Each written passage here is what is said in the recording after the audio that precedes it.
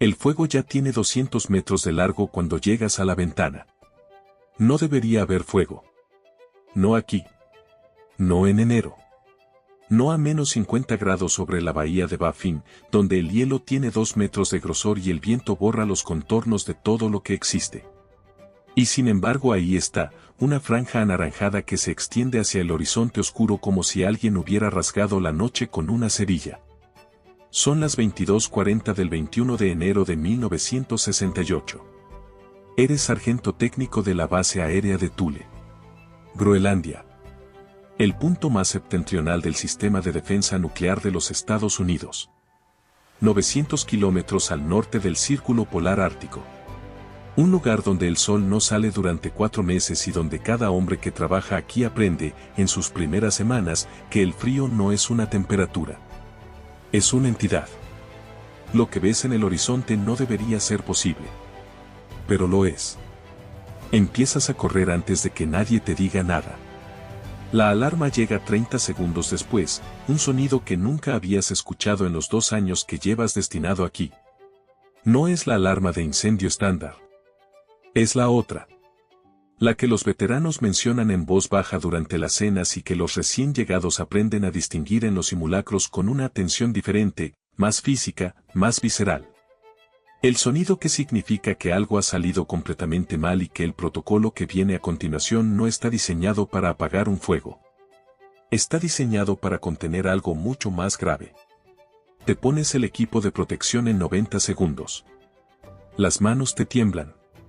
No por el miedo todavía.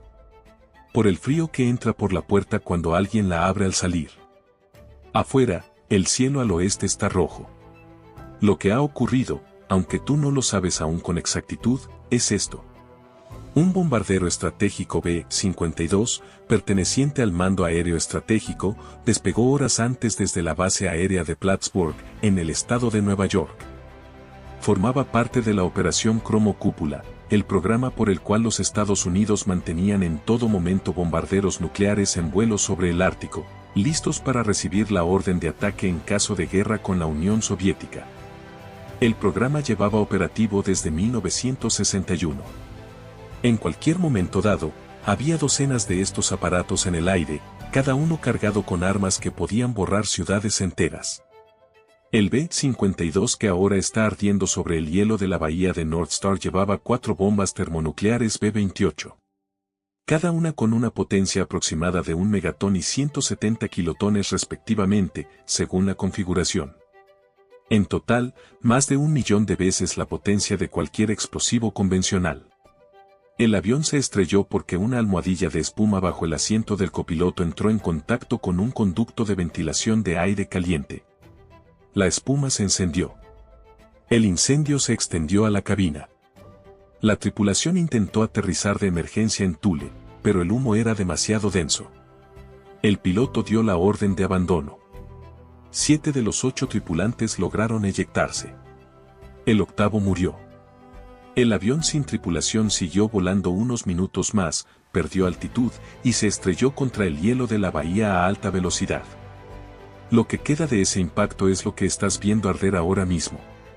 El vehículo que te lleva hacia la zona del impacto avanza despacio por la pista. El conductor no habla. Nadie habla. La radio escupe órdenes en una frecuencia que normalmente no usáis para nada rutinario. Reconoces la voz del oficial de operaciones. Está controlado, pero hay algo debajo del control, una presión, como el metal justo antes de ceder. A 1 kilómetro de la bahía, el olor llega antes que la visión. No es el olor de un incendio normal. Es queroseno, sí, y metal fundido, sí, pero hay algo más debajo. Algo químico. Algo que no sabes nombrar y que tu cuerpo, sin que tú se lo pidas, registra como una señal de peligro diferente a todo lo anterior. El vehículo se detiene. Delante de vosotros, sobre el hielo negro de la bahía de North Star, hay una franja de destrucción de casi 3 kilómetros de longitud. El avión se desintegró completamente en el impacto. No hay fuselaje reconocible. Solo fragmentos, algunos del tamaño de un coche, otros del tamaño de un ladrillo, dispersos sobre el hielo en un patrón que los técnicos de accidentes llamarían, días después, consistente con impacto de alta velocidad y desintegración inmediata. El incendio sigue ardiendo. A menos 50 grados. El queroseno de los tanques alimenta las llamas desde abajo mientras el viento ártico las empuja horizontalmente sobre el hielo.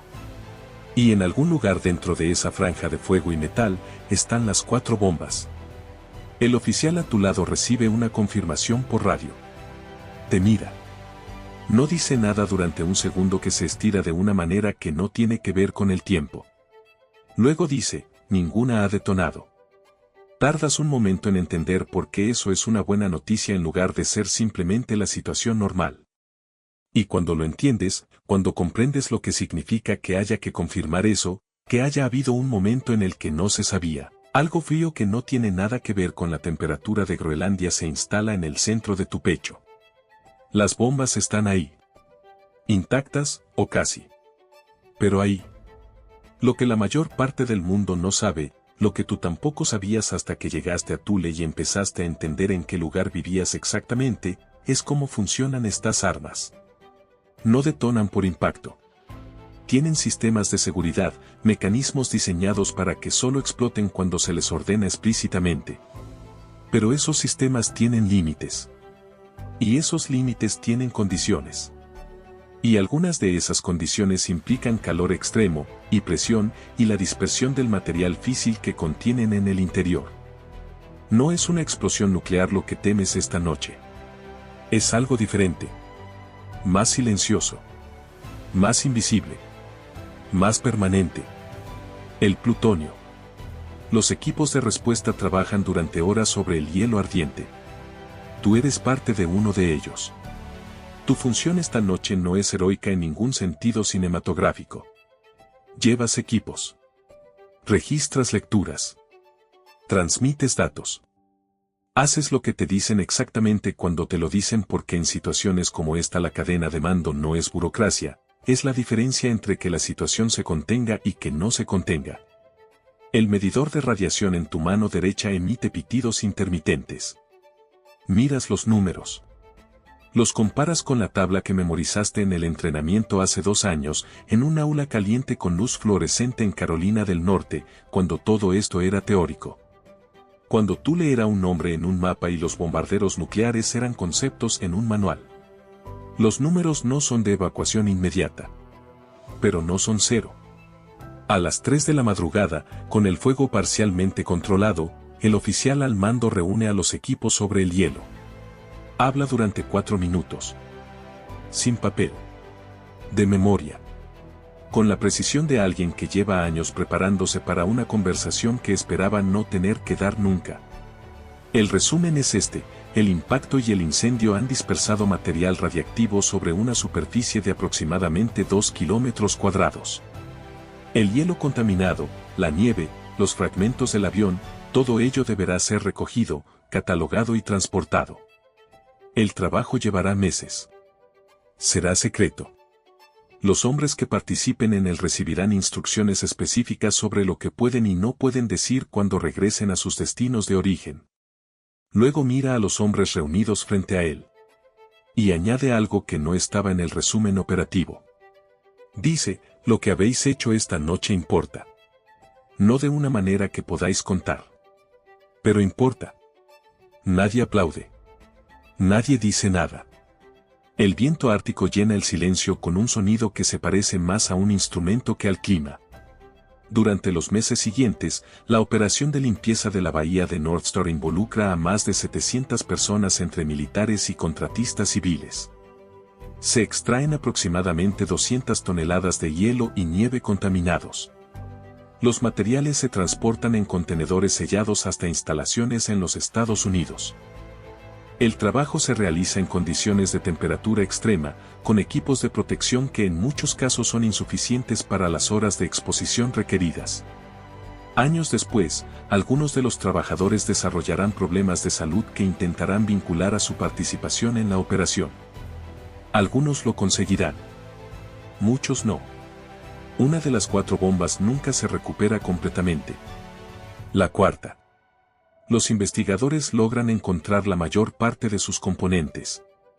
Pero una parte del material físil, una cantidad no confirmada públicamente, permanece bajo el hielo de la bahía. Permanece ahí hoy. El gobierno de los Estados Unidos no informa a Dinamarca del accidente de manera inmediata. Groenlandia es territorio danés. La operación Cromo Cúpula violaba el acuerdo bilateral que prohibía el sobrevuelo de territorio danés con armas nucleares. Dinamarca no sabía que los bombarderos volaban sobre su territorio. No sabía que había una política permanente de mantener armas nucleares en el aire sobre el Ártico. Lo descubren por el fuego. Las relaciones diplomáticas entre ambos países atraviesan una crisis que dura años. Dinamarca exige explicaciones. Los Estados Unidos ofrecen lo que los Estados ofrecen en estas circunstancias, una combinación de información parcial, lenguaje cuidadoso y la promesa implícita de que lo que no se dice en voz alta no necesita ser dicho. La operación Cromo Cúpula se suspende en 1968, ese mismo año, después de otro accidente previo sobre Groenlandia en enero. El programa que durante 7 años mantuvo armas nucleares sobrevolando el Ártico de manera permanente termina sin anuncio público, sin ceremonia, sin reconocimiento de lo que estuvo a punto de ocurrir en varias ocasiones. 2 semanas después del accidente, te suben a un transporte con destino a los Estados Unidos continentales. Antes de subir, te hacen firmar un documento. Es un formulario estándar, te dicen. Confidencialidad operativa. Protocolo habitual para personal involucrado en incidentes clasificados. Lees las líneas principales. La restricción es indefinida. No hay fecha de expiración. No hay lista de personas con quienes sea permisible hablar. Firmas. El transporte despega a las 9 de la mañana. Desde la pequeña ventana ovalada ves Thule por última vez, la pista, los hangares grises, la bahía de North Star extendiéndose hacia el horizonte helado. Desde esta altura, a esta hora del invierno ártico, con el sol todavía bajo la línea de la tierra, el hielo de la bahía tiene un color que no tiene nombre en ningún idioma que conozcas.